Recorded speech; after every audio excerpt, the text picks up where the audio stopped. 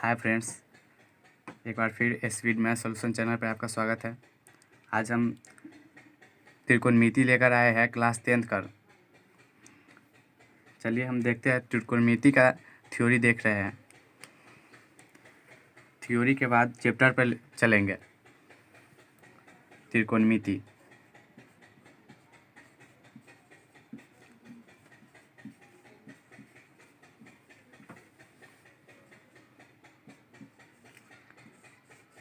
त्रिकोणमिति का English word है trigonometry. Trigonometry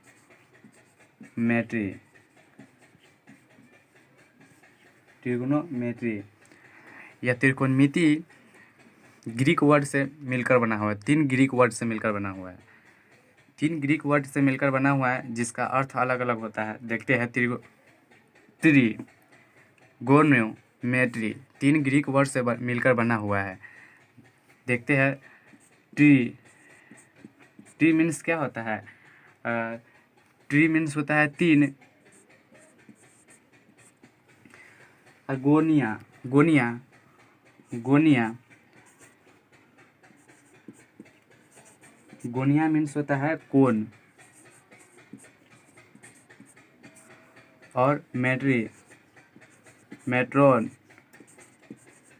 means होता है माप होता है। 3 ग्रीक वर्ड से मिलकर बना हुआ ही, तो इसका अर्थ क्या हुआ? 3 कोनों का माप त्रिकोणमिति कहलाता है। 3 कोनों का माप त्रिकोणमिति कहलाता है। तो ऐसे हम कह सकते हैं कि त्रिकोणमिति का अर्थ है त्रिभुज की माप। त्रिभुज में भी 3 कोण होती है, तो ऐसे हम कह सकते हैं त्रिकोणमिति का अर्थ है त्रिभुज की माप। इसलिए कहा है त्रिकोणमिति का अर्थ है त्रिभुज की माप, मतलब कि त्रिकोणमिति होता है 3 कोण की माप। तो त्रिभुज में भी 3 कोण होता है। त्रिभुज में 3 कोण होता है, तो त्रिभुज को भी हम कह सकते हैं त्रिकोणमिति का अर्थ है त्रिभुज की माप। तो त्रिकोणमिति का खोज किसने किया? त्रिकोणमिति का खोज किसने किया? कब हुआ? त्रिकोणमिति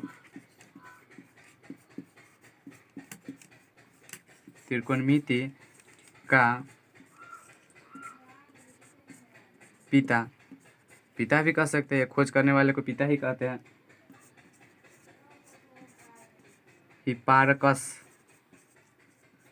हिपार्कस थे, जो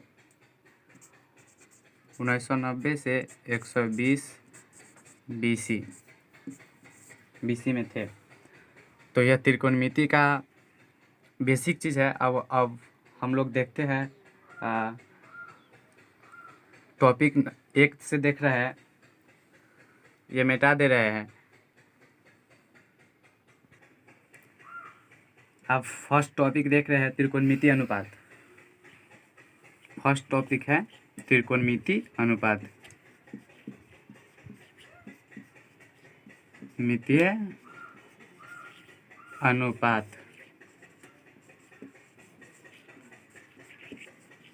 इंग्लिश में बोलते हैं ट्रिग्नोमेट्रिक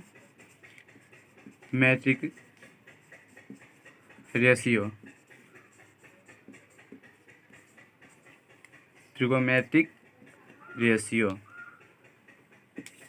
तो त्रिकोणमिति अनुपात क्या है?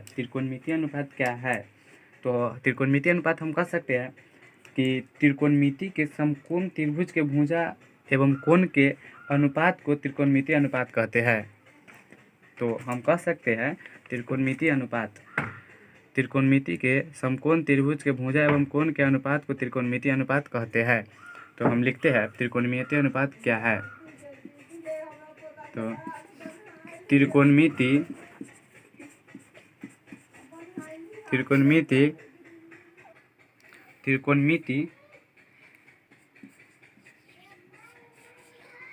के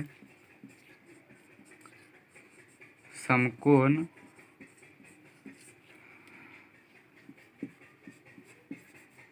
त्रिभुज में भुजा एवं कोण के अनुपात को त्रिकोणमिति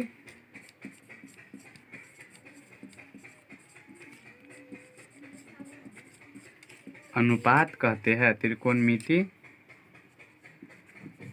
अनुपात कहते हैं। इसका मतलब क्या है? त्रिकोणमिति के समकोण, त्रिकोणमिति के समकोण मीन्स समकोण त्रिभुज में भुजा एवं कोण के अनुपात को ही त्रिकोणमिति अनुपात कहते हैं। त्रिकोणमिति अनुपात हो गया। अब अगले टॉपिक को देखते हैं। उतार लीजिए इस सब को। अब अगले टॉपिक देख रहे हैं, मिटा दे रहे हैं। अब हम सेकेंड टॉपिक देख रहे हैं, trigonometry ratio of acute angle, न्यून कोण में त्रिकोणमिति अनुपात। न्यून कोण में त्रिकोणमितीय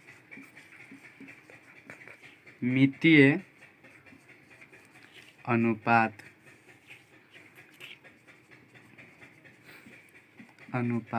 न्यून कोण में त्रिकोणमितीय अनुपात। न्यून कोण क्या है? इस कोण में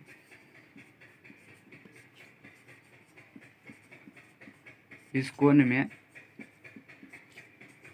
0 डिग्री से 90 डिग्री 0 डिग्री से अधिक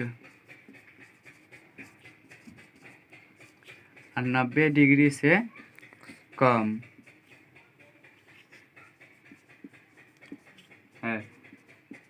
90 डिग्री से कम है, उसे न्यून कोण कहते हैं। उसे न्यून कोण कहते हैं। न्यून कोण कहते हैं।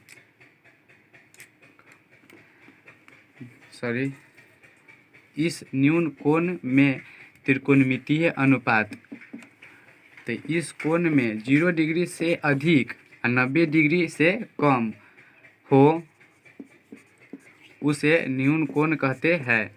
0 डिग्री से अधिक और 90 डिग्री से कम हो तो उसे न्यून कोण कहते हैं। न्यून कोण कहते हैं। अब न्यून कोण कहते हैं तो इस कोण में 0 डिग्री से अधिक और 90 डिग्री से कम हो तो उसे न्यून कोण कहते हैं। न्यून कोण कहते हैं। न्यून कोण में हम देखते हैं त्रिभुज ABC। त्रिभुज ABC जिसका भी समकोण हो, समकोण है, तो हम देखते हैं त्रिभुज ABC है। त्रिभुज ABC में जिसका भी कोण समकोण है, तो त्रिभुज बना लेते हैं पहले। ABC समकोण का मतलब होता है कि समकोण B समकोण है, मतलब है कि B 90 डिग्री पे है। B 90 डिग्री पर है। समकोण कोण के सामने वाले भुजा कर्ण कहलाती है। समकोण कोण, ये समकोण त्रिभुज है, मतलब समकोण कोण है। समकोण त्रिभुज के सामने वाले भुजा कर्ण कहलाती है। तो ये सामने वाले भुजा ये है, तो ये कर्ण कहलाएगी। और समकोण त्रिभुज के सामने वाले भुजा कर्ण कहलाती है। कोण के सम्मुख वाली भुजा कोण के सम्मुख वाली भुजा एंगल सी के लिए, ये एंगल सी के लिए ना लंब का सम्मुख मतलब सामने वाले भुजा, ये एंगल सी के लिए सामने वाले भुजा ना ये लंब कहलाएगी।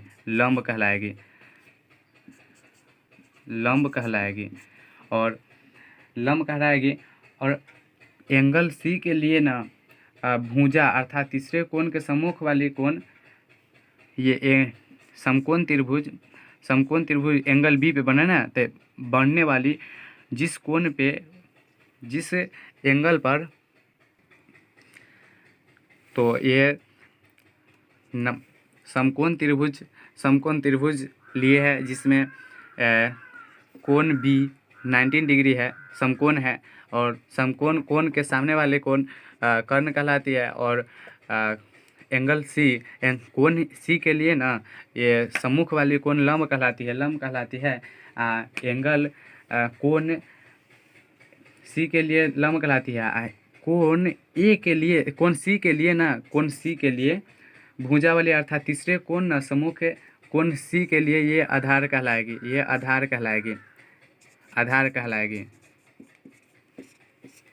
कहलाएगी।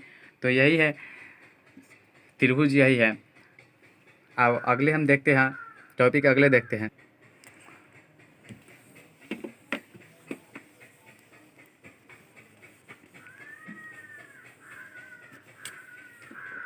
समकोण त्रिभुज, राइट एंगल ट्रायंगल, समकोण त्रिभुज देख रहे हैं आप। समकोण त्रिभुज क्या है?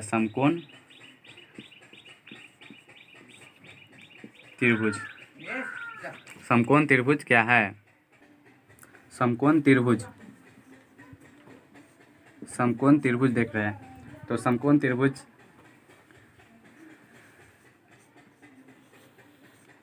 जिस त्रिभुज का एक कोण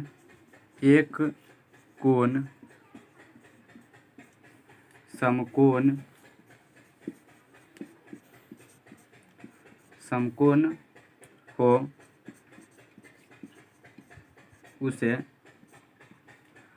समकोण त्रिभुज कहते हैं। समकोण त्रिभुज कहते हैं। एक जिस त्रिभुज का एक कोण समकोण हो उसे हम समकोण त्रिभुज कहते हैं। समकोण त्रिभुज देखते हैं बनाकर।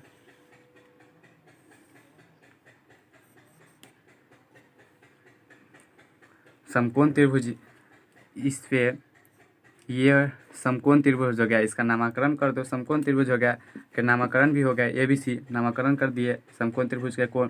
ABC का समकोण हो गया है, जिसमें B समकोण है। तो इसमें ये कर्ण होता है, ये लंब होता है, ये आधार होता है। इंग्लिश में इसको कहते हैं हाइपोटेनियस,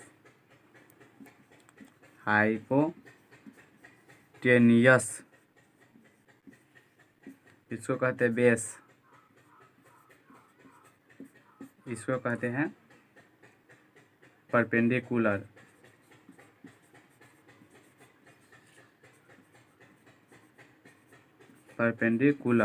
लंब को परपेंडिकुलर कहते हैं। तो इसमें समकोण त्रिभुज में 3 बातें निकल कर आई है, लंब, आधार, कर्ण। तो अब ये भी देखते हैं लंब क्या है, कर्ण क्या है, आधार क्या है। तो सबसे पहले हम देखते हैं कर्ण। एक में देखते हैं कर्ण, जिसका इंग्लिश वर्ड है हाइपोटेनियस।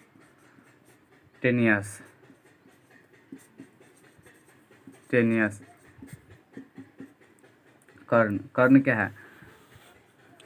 समकोण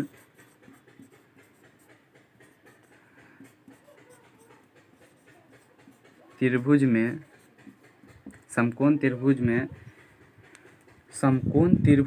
समकोण के सामने की भुजा कर्ण कहलाती है। समकोण त्रिभुज में समकोण की सामने की भुजा कर्ण कहलाती है। अथवा या दूसरा परिभाषा है समकोण त्रिभुज की सबसे बड़ी समकोण त्रिभुज की सबसे बड़ी भुजा कर्ण कहलाती है। भुजा कर्ण कहलाती है। तो हम इसका फिर से देखते हैं समकोण त्रिभुज कर्ण। कर्ण क्या है? तो कर्ण का देखते हैं हम। कर्ण यहाँ पे है तो देखते हैं समकोण त्रिभुज में। तो ये समकोण त्रिभुज है, समकोण त्रिभुज है।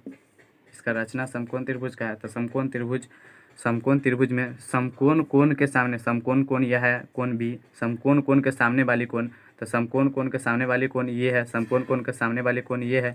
तो कर्ण कहलाती है। सामने वाले की भुजा कर्ण कहलाती है। सामने वाली भुजा कर्ण कहलाती है, तो ये कर्ण कहलाती है। या समकोण त्रिभुज में सबसे बड़ी भुजा, समकोण त्रिभुज में की सबसे बड़ी भुजा कर्ण कहलाती है। समकोण त्रिभुज में ये ना, समकोण त्रिभुज में सबसे बड़ी भुजा ये है, सबसे बड़ी भुजा ये है, तो यह कर्ण कहलाती है। कर्ण इसके बराबर होने के लिए इसका लंब के प्लस आधार के जोड़ने पर ना कर्ण के बराबर आएगा। तो यही समकोण त्रिभुज में सबसे बड़ी भुजा ये है, कर्ण कहलाती है। तो ये हम कर्ण देखे। अब लंब देखते हैं। इसको इस बोर्ड पे जगह नहीं है इसलिए मिटा रहे हम।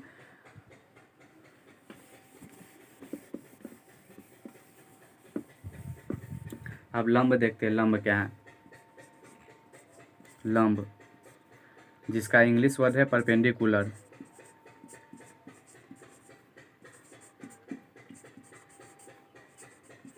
परपेंडिकुलर, तो परपेंडिकुलर मतलब लंब। लंब क्या है? तो समकोण त्रिभुज में न्यून कोण के सामने की भुजा लंब कहलाती है। समकोण त्रिभुज में न्यून कोण के सामने की भुजा लंब कहलाती है। न्यून कोण यहाँ पे है, न्यून कोण के सामने वाली भुजा लंब कहलाती है। न्यून कोण यहाँ पे है ना, न्यून कोण के सामने वाली भुजा लंब कहलाती है। तो लिखेंगे समकोण त्रिभुज में न्यून कोण के सामने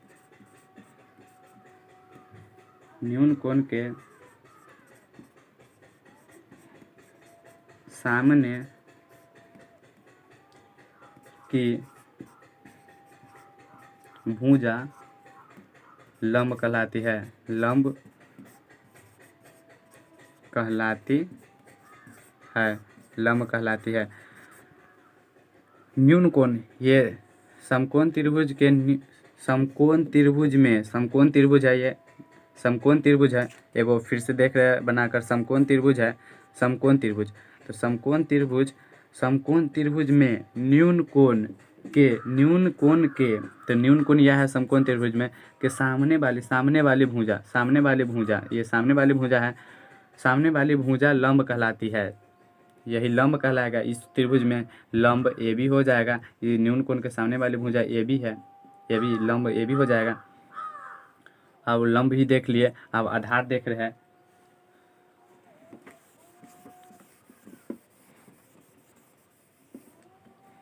आधार इंग्लिश वर्ड बेस। आधार देख रहे हैं। तो समकोण त्रिभुज में न्यून कोण बनाने वाली छोटी भुजा आधार कहलाती है। समकोण त्रिभुज में न्यून कोण बनाने वाली छोटी भुजा आधार कहलाती है, आधार कहलाती है। तो लिखेंगे समकोण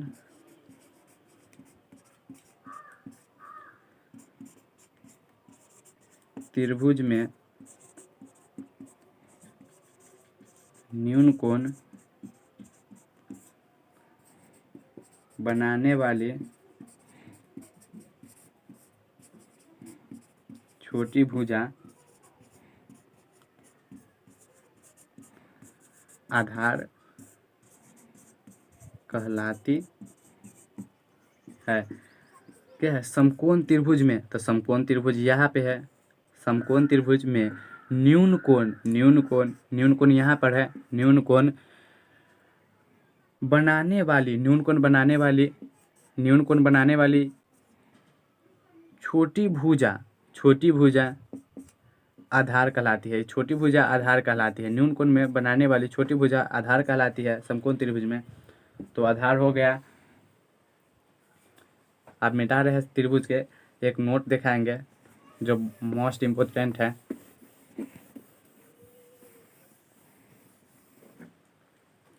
एक और फिर से शॉर्ट में देख रहे हैं।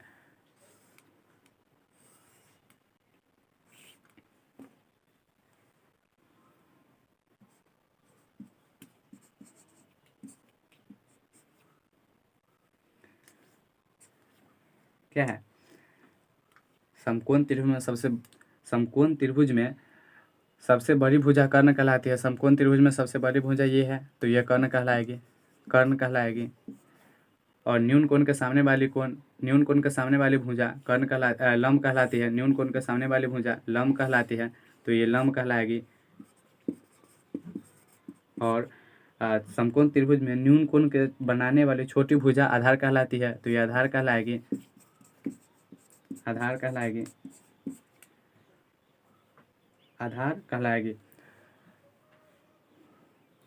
और आधार कहलाएगी। आप फिर से देख रहे हैं नोट।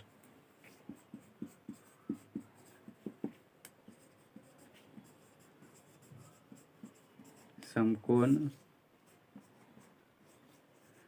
त्रिभुज में कर्ण स्थिर होता है,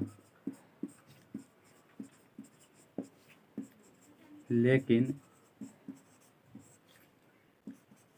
लंब और आधार आपस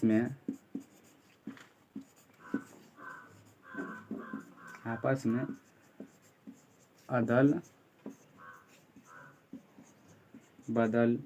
अदला बदली इंटरचेंज बोलते हैं इंग्लिश में, इंटरचेंज होते हैं। इसका मतलब क्या हुआ? समकोण त्रिभुज में कर्ण स्थिर होता है। समकोण त्रिभुज पहले बनाते हैं। समकोण त्रिभुज में कर्ण, ये कर्ण है। समकोण त्रिभुज में कर्ण है, तो कर्ण स्थिर रहती है। और लंब और आधार, तो लंब ये है, लंब और आधार आपस में अदला बदली होते हैं। तो अदला बदली कब होते हैं? तो अदला बदली यहाँ पे न्यून कोण यहाँ पर है, त्रिभुज बना लेते हैं ABC। न्यून कोण यहाँ पे, कोण C पर न्यून कोण है, दूसरा बनाते हैं ABC बना लिया है, तो दूसरा बनाते हैं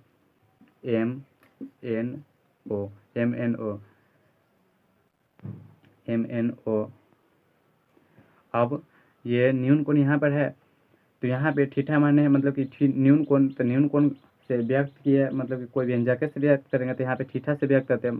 तो यहाँ पे अगर यहाँ पे न्यून कोण बन जाएगा ना, यहाँ पे, तो कर्ण तो ये रहेगा। कर्ण क्या कहलाता है? समकोण त्रिभुज में कर्ण स्थिर होता है। मतलब जहाँ पर कर्ण रहता है वहीं पे कर्ण रहता है। आपस में अदला बदली लंब और आधार होता है। अगर यहाँ पर न्यून कोण बन जाए, तो इस त्रिभुज के लिए लंब NO हो जाएगा। लंब ये हो जाएगा और आधार ये हो जाएगा। आधार क्या है?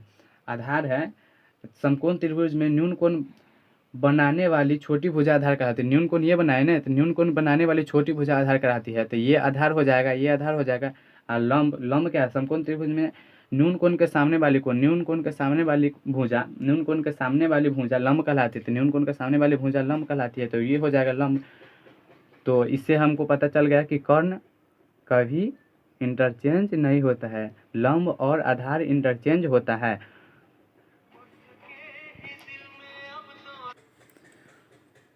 कर्ण कहलाती है। न्यून कोण अगर न्यून कोण पर निर्भर करती है लंब कहाँ बनेगा और आधार कहाँ बनेगा। तो ये हम त्रिकोणमिति देख लिए। तो पाइथागोरस परिमेय से पाइथागोरस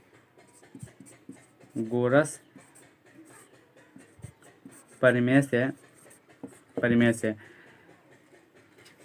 कर्ण के स्क्वायर बराबर लंब के स्क्वायर प्लस आधार के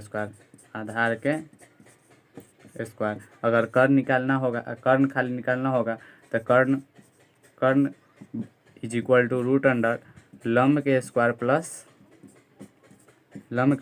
आधार के स्क्वायर लिख सकते हैं। कर्ण निकल जाएगा, अगर आधार निकाला होगा तो इस बगल लाएंगे, हो गया। चलो अभी समकोण त्रिभुज हो गया। अब देखते हैं बेसिक त्रिकोणमिति का अब खत्म हो गया। अब किताब में अब देखते हैं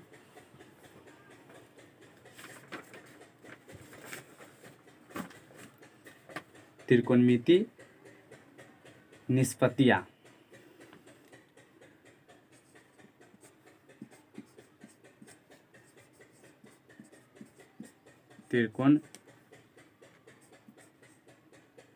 त्रिकोणमिति अब देखते हैं नोट देखते हैं।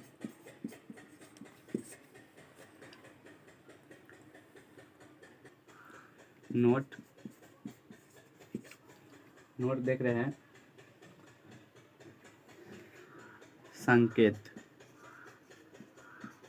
इंग्लिश में इसको बोलते हैं सिंबल। साइन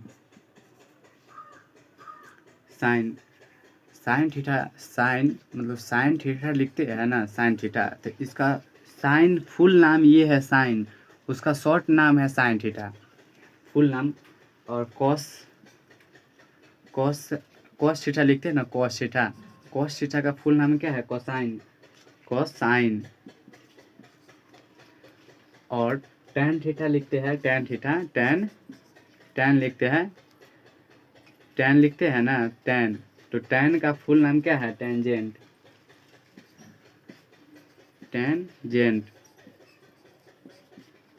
और कॉट लिखते हैं, कॉट का फुल नाम क्या है? कॉटजेंट।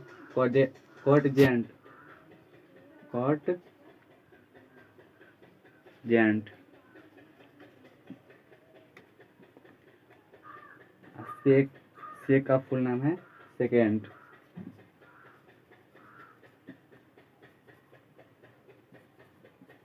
कॉस लिखते हैं, उसका कॉस लिखो या CSC लिख सकता है, कॉस का CSC लिख सकता है। तो कॉस का फुल नाम है कोसेंट, ANT, कोसेंट हो गया। और ये है ट्रिगो फंक्शन का फंक्शन है। कोई कहेगा how many type of trigo function? तो there are 6 type of trigo function. Sine, cos, tan, cot, sec, cosec. 6 प्रकार का त्रिकोणमिति है, निष्पत्तियाँ होती है 6 प्रकार की। 6 प्रकार की क्या? 6 प्रकार की होती है। तो ये देख लिए। अब कुछ सिंबल और भी जान लो। इसका मतलब हुआ अल्फा। इसका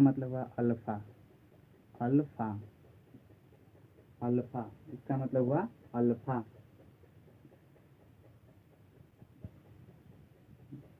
बीटा,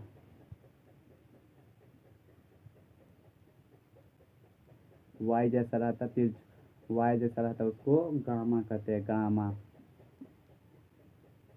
लेमडा, डेल्टा,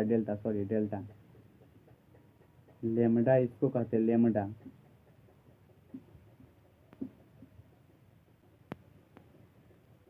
इसको कहते हैं थीटा।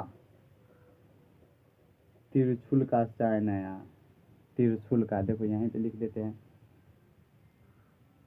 तिरछुल का साइन है, इसको क्या कहते हैं? साई। और पी का साइन है, तो ये पी नहीं है, रो है, रो।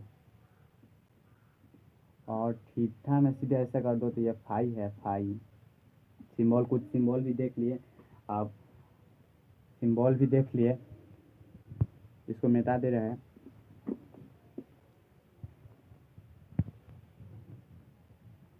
अब हम देखते हैं कुछ जैसे लिखे साइन थीटा समकोण त्रिभुज में है ना, समकोण त्रिभुज में sine theta A B C, ये समकोण त्रिभुज हो गया। तो sine theta is equal to लंब बट्टा आधार, सॉरी लंब बट्टा कर्ण। तो इंग्लिश में इसको क्या कहते हैं, परपेंडिकुलर का शॉर्ट नाम पी, कर्ण का क्या कहते हैं, कर्ण का शॉर्ट नाम एच। तो पी बाई एच हो गया, P by H sine theta हो गया।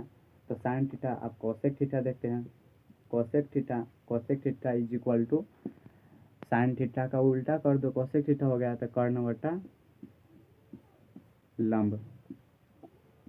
लंब इज इक्वल टू एच बटा P. Tan theta is equal to लंब बटा आधार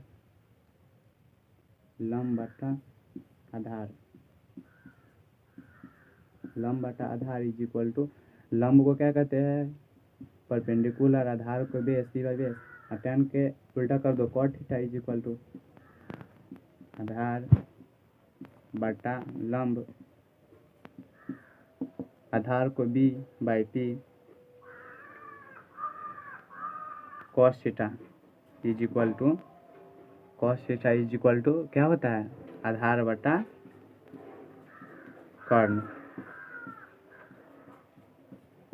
बी बाई एच, कॉस को उल्टा sec theta is equal to कर्ण बटा आधार is equal to H by P. और इसमें भी साइन नोट साइन लिखे है ना, साइन फुल नाम, साइन का मतलब होता है जया, कोसाइन का मतलब होता है को जया। टेंजेंट लिखे है, टेंजेंट का मतलब होता है स्पर्श। Sine theta, cos theta, ten theta, ये सब तो ट्रिगो फंक्शन है, देख लिए। चलो अब आगे हम देख रहे हैं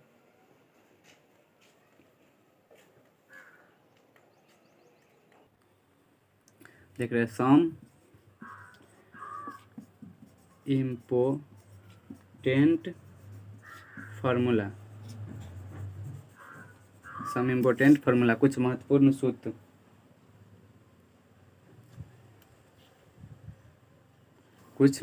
सूत्र देख रहे हैं।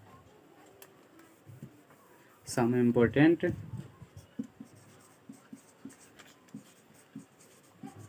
फार्मूला, कुछ महत्वपूर्ण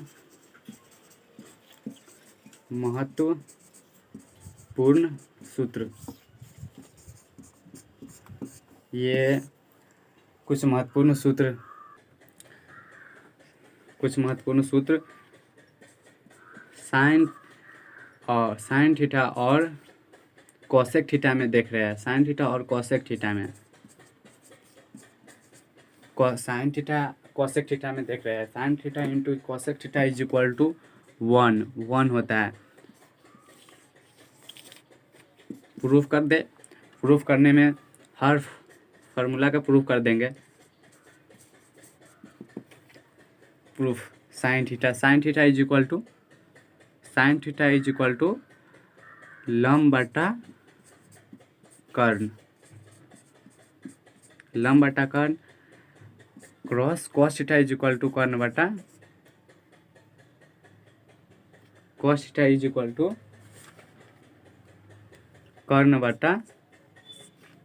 लंब होता है। तो ये लंब से लंब कट जाएगा, कर्ण से कर्ण कट जाएगा, तो क्या बचा, 1 बचा। तो यही 1 हो गया। Sine theta into cos theta is equal to cosec theta is equal to 1, और ये sine theta into cosec theta हो गया। और कहेगा sine theta is equal to क्या होता है, कॉसेक के फॉर्म में, कॉसेक के फॉर्म में, तो 1 बटा कॉसेक थीटा।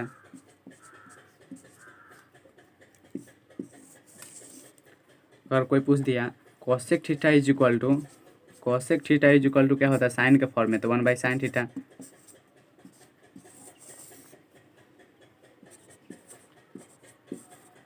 साइन थीटा एवं कॉसेक थीटा के फॉर्म में देख लिए। अब हम देख रहे हैं कॉस थीटा एवं सेक थीटा, मिटा दे रहे हैं।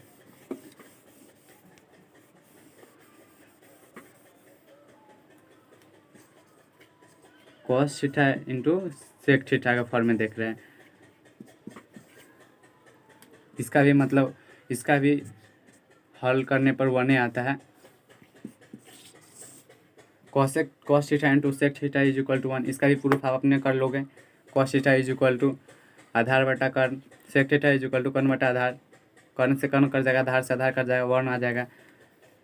इसका भी अगर कहेगा cos theta is equal to क्या होता है, cos theta is equal to क्या होता है सेक के फॉर्म में, तो 1 बाई सेक थीटा। 6 नंबर में अगर कहेगा sec theta is equal to क्या होता है, कॉस के फॉर्म में, 1 बाई कॉस थीटा हो गया। 7 नंबर में देखते हैं tan theta into cot theta के फॉर्म में, tan theta into cot theta is equal to 1 होता है। अगर कहेगा tan theta is equal to क्या होता है कॉट के फॉर्म में, तो 1 बाई कॉट थीटा। अगर cot theta is equal to क्या होता है टेन के फॉर्म में, cot theta is equal to तो 1 बाई टेन थीटा। ये मोस्ट इम्पोर्टेंट फार्मूला है, इसका भी यूज आ सकता है, आ सकता नहीं आएगा ही चैप्टर में। चलो आज का लेक्चर यहीं ख़त्म करते हैं, समाप्त करते हैं। अगले दिन दूसरे लेक्चर में इससे आगे थ्योरी देखेंगे।